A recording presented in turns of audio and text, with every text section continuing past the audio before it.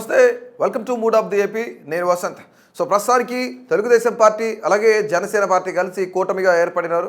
ప్రస్తుతానికి జనసేనకు సంబంధించి 5 సీట్లు అయితే కేటాయించడం కూడా జరిగింది. సో ప్రస్తుతానికి 94 మొత్తం 118 నియోజకవర్గాలకు సంబంధించి 24 ఏమో జనసేనకి, అట్లాగే మరొక 94 స్థానాలు ఏమో టీడీపీకి కేటాయించడం జరిగింది ప్రస్తుతానికి.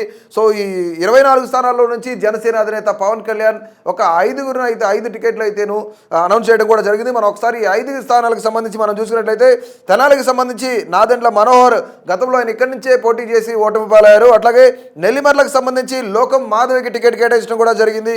అలాగే అనకాపల్లికి సంబంధించి కొరతాల రామకృష్ణకి ఇక్కడ నుంచి టికెట్ కేటాయించడం జరిగింది. అలాగే రాజానగరానికి సంబంధించి బత్తుల బాలకృష్ణకు సంబంధించి టికెట్ ఇక్కడ కేటాయించారు రాజానగరానికి సంబంధించి.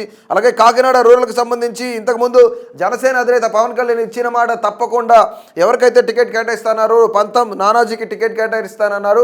సో గతంలో ఆయన ఆడిన మాట తప్పకుండా మళ్ళీ పంతం నానాజీకి టికెట్ కేటాయించడం కూడా జరిగింది.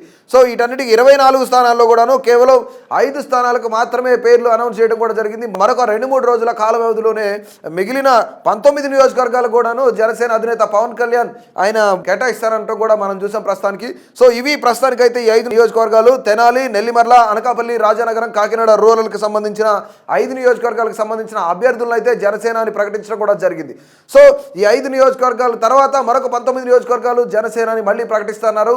ఈసారి ఖచ్చితంగా భీమవరం నియోజకవర్గం నుంచి మొన్న జరిగిన ఏదైతే భీమవరానికి సంబంధించిన నియోజకవర్గ స్థాయిలో ఉన్న లేదంటే ఆ జిల్లాకు సంబంధించిన నాయకులతో పవన్ కళ్యాణ్ భేటీ అయ్యారు. భేటీ తర్వాత ఆయన కూడాను అక్కడి నుంచి పోటీ చేయడానికి కొంత సుముఖంగా ఉన్నారని చెప్పేసి మనకందిన ప్రాథమిక సమాచారం. సో ఖచ్చితంగా మరొక రానున్న 2-3 రోజుల్లోనే జనసేనని మరొక 19 నియోజకవర్గాలను కూడా అనౌన్స్ చేయిస్తానని చెప్పడం కూడా జరిగింది. సో ప్రస్తుతానికి ఉన్న 5 నియోజకవర్గాలు అయితే జనసేన పార్టీకి సంబంధించిన 5 నియోజకవర్గాలను కూడాను 5 మంది అభ్యర్థులు కూడా చాలా బలంగా ఉండే అభ్యర్థులు ప్రకటించడం కూడా మనం చూసాం. సో ప్రస్తుతానికి మరికొద్ది రోజుల్లో ఎలక్షన్స్ ఉన్న తరుణంలోనే ఈ యొక్క లిస్ట్ని అయితే రిలీజ్ చేయడం జరిగింది. మరొక 2వ లిస్టుకి సంబంధించి బీజేపీతో కలిసి ఈసారి పొత్తు గురించి వ్యవహరించి పొత్తులతో సంబంధించి మాట్లాడిన తర్వాతనే ఈ నియోజకవర్గాలు మిగతా నియోజకవర్గాలు ఏవైతున్నాయో ఆ నియోజకవర్గాలన్నిటి గురించి కూడాను మిగతా 57 నియోజకవర్గాలకు సంబంధించిన అభ్యర్థులను ప్రకటిస్తామని చెప్పేసి అటు టీడీపీ అధినేత చంద్రబాబు నాయుడు కానీ ఇటు జనసేన అధినేత పవన్ కళ్యాణ్ కానీ కూడా చెప్పడం కూడా జరిగింది. సో ప్రస్తుతానికి మరికొన్ని నియోజకవర్గాలు అనౌన్స్ చేసేదానికి మళ్ళీ మీ ముందుకు వస్తాం.